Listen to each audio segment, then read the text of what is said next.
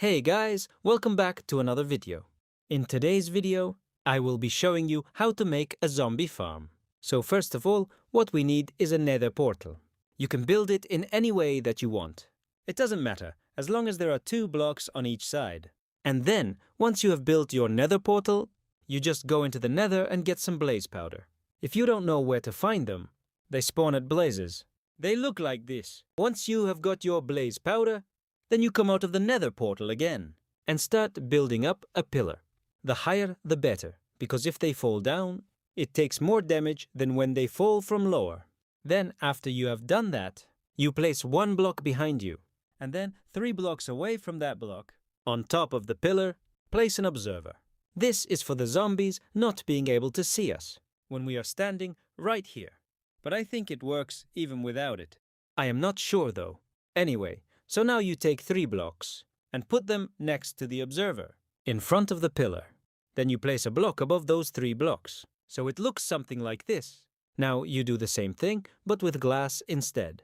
Place 3 blocks of glass next to the observer in front of the pillar, and then place a block above these 3 blocks, but this time use glass. After you have placed the last block of glass, take a torch and light it up. Then take a block of dirt or sandstone, or whatever material you prefer, and place it in between the torches. Make sure that it has no gaps around it, because otherwise the zombies won't spawn. Also, make sure that the pillars are high enough, that the zombies cannot reach you. Otherwise you might die. Okay, now let me show you why you should add a torch between the other torches. As soon as you kill a zombie, the torch turns off automatically. That means that no new zombies can spawn until you turn the torch on again. So every time you kill a zombie, just click on the torch in the middle to turn it on again. Alright, now let's move on to the house part. First of all, you need a bed inside your house. When you sleep in a bed, your game mode changes to survival mode, which makes it easier for the zombies to spawn. To make it harder for yourself, you could also remove the door from your house. That would mean that only mobs can enter while you are sleeping. However, if you leave the door open, the zombies can still spawn outside of your house, even while you are sleeping. So yeah, either option is fine. It depends on you. Next step is to create a trap door. For this, you need iron ingots. Just smelt some iron ore, if you haven't found any iron ingots yet. Then you just place the trap doors around your house, like this. That way, no mobs can enter through the windows anymore. And then you can decorate your house however you want. Here I added some candles for decoration purposes and lighting. Oh, and please note that if you don't have a roof over your head, the mobs can actually enter your house through the ceiling. So yeah, keep that in mind. I forgot to mention earlier that you should always have a weapon ready before going to sleep. Mobs can attack you during nighttime without having to break anything.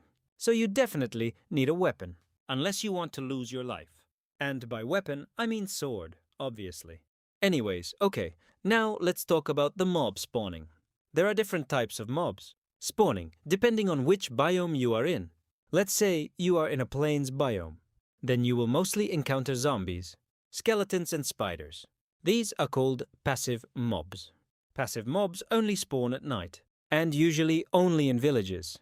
Active mobs, on the other hand, can spawn anywhere during day and night. Examples of active mobs are creepers, piglins, and pillagers. Creepers can spawn everywhere except for villages. Piglins spawn in forests and swamps. And pillagers spawn in villages. I hope I didn't forget anyone. Yeah, anyway, so basically, this means that you shouldn't stay too close to your house at night, because if you do, there is a chance that an active mob will spawn near you and try to destroy your house. Usually, this isn't really a problem, since most active mobs aren't very strong. However, sometimes piglins can spawn near you, and since they are quite powerful, it can become annoying pretty quickly. So yeah, just keep that in mind. Another important tip before going to sleep is to check whether there are any mobs nearby.